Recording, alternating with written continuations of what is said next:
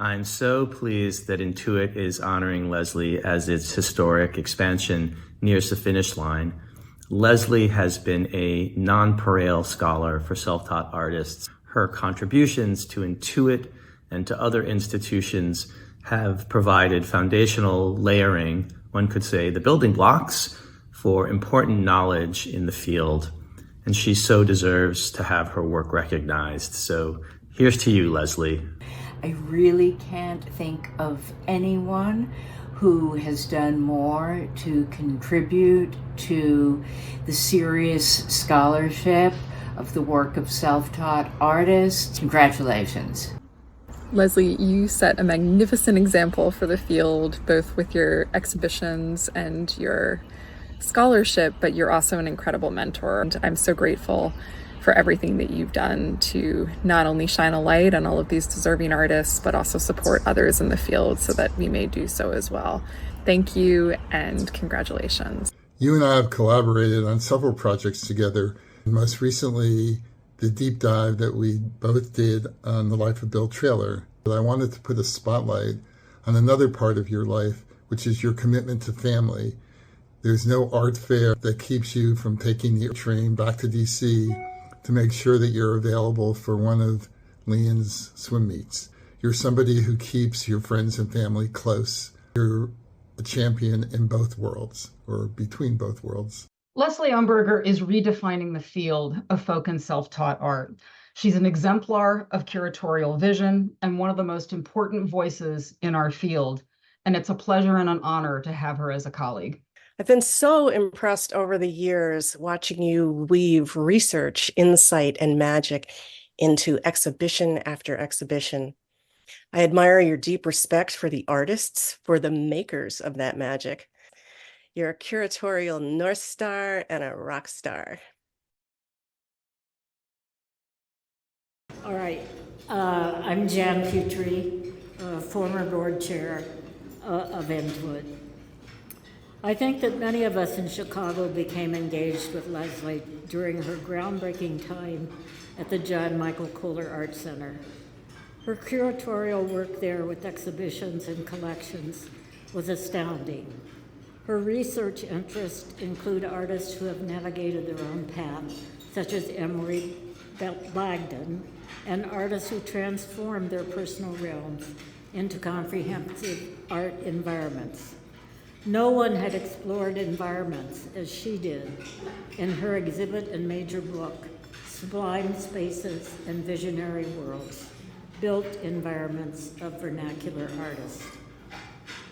But how could you keep a special talent like Leslie home in Wisconsin? As curator of folk and self-taught art at the Smithsonian American Art Museum, Leslie recently oversaw the reinstallation of the museum's galleries for folk and self-taught art. She curated the stunning Between Worlds, the art of Bill Traylor, the most in-depth look at Traylor's work to date. Her revealing research and her writing skills make the comprehensive catalog a must-read, and I must say it's an easy read, too. Leslie is a force. She has been a mentor for the younger women curators who are entering and active in our field. But what more do her peers and friends have to say about Leslie? This might be a little repetitive right here. Doug Robson says Leslie is brilliant, exacting, and a true scholar. Frank Maresca says in her passion for the Bill Traylor project, she left no stone unturned and produced an exhibition and book that will be remembered as the finest contribution to a world-class artist. And Jeffrey Wolf, after 7 years deep diving, researching Traylor with Leslie, admires her commitment to work and family. And speaking of family, as Jeffrey notes, Leslie is an avid swim mom. So much so that she is a certified swim meet official for 2 swim leagues and the Montgomery County League representative. Her son, Leon, has no greater fan than his mom. She can't resist limes and cinnamon jelly beans and I can't resist saying how much I love and admire this amazing woman, our honoree, Leslie Umberger.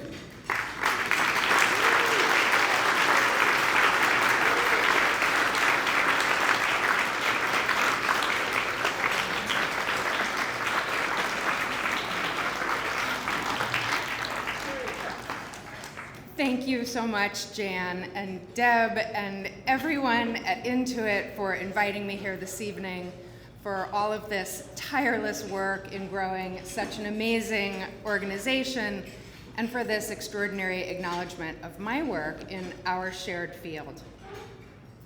As many of you know, I lived in Chicago for about 10 years. That time was incredibly important in shaping how I think about art and artists. I attended the School of the Art Institute as an undergraduate, and for a kid who never wanted to do anything but make art, it was an absolute dream to go there. That experience was rich and rewarding, but perhaps ironically, my most lasting lesson there was that art couldn't be taught. Creativity was more innate than it was learned, and the impact of training could be as harmful to some as it was beneficial to others. This realization hit me most fully in the subsequent years when I worked at the Art Institute as a photographer and spent my days contemplating objects and images and considering the ways in which they moved me or they didn't. And one day at an exhibition of Amish quilts, actually, it crystallized in my mind that the most radical and powerful creativity was an outlaw. It made its own rules, and it didn't require anyone's approval. And ultimately, this brought the entire framework of art history into question. I was fortunate then to find a graduate advisor in American art history who was open to considering artists who thrived without credentials and question, with me, the very tenets of our discipline. In the ensuing years, I was told on more than one occasion that my work did not constitute art history at all, and that the work of those who interested me might not actually be art at all. Happily, friends and colleagues at the John Michael Kohler Art Center in Wisconsin, where I served as curator for 14 years, were incredibly forward-thinking and open in ways that were uncommon for museums. That work allowed me to see the canon as a construct, not only as a construct, but a problematic one. And as I studied and worked with artists who had reshaped their world according to personal needs and preferences, I increasingly realized that it was possible to do similar things with exhibition frameworks and interpretive texts. My proximity to Chicago in those same years allowed me to form important and lasting bonds with many people here in the room. Another exceptionally open-minded Midwestern institution, which is Intuit. I want to give an extra special shout out tonight to Lisa Stone and Jan Petrie.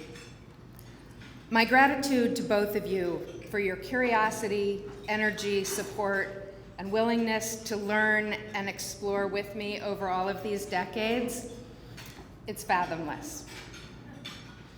Having been in Washington at the Smithsonian American Art Museum for 12 years now, I've seen the tides turn irrevocably in our field, with other art museums just now beginning to accept the premise that artists who learn on their own and through family and community have a critically important place in art history and in public institutions.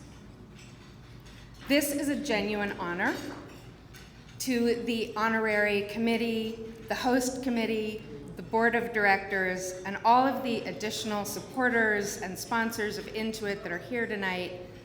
Thank you for being such a powerful force and for seeing the world a little differently every day.